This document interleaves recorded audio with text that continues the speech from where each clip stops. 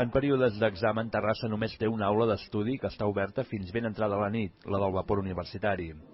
Les joventuts d'Esquerra creuen que això és un dèficit per a la segona ciutat universitària de Catalunya i que és necessària una altra aula més cèntrica i més accessible.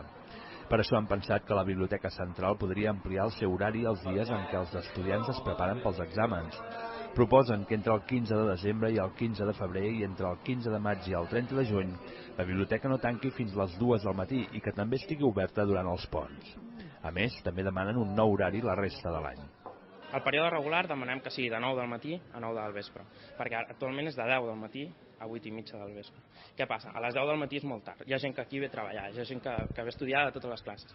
I el problema és que a les 10, tu vens en períodes d'examen, per exemple, a les 10 i 10 i ja no hi ha lloc. Llavors la gent que ha de fer? Se n'ha d'anar a la Universitat Autònoma de Barcelona, o se n'ha d'anar a Barcelona, o a Sant Cugat, o a Sabadell.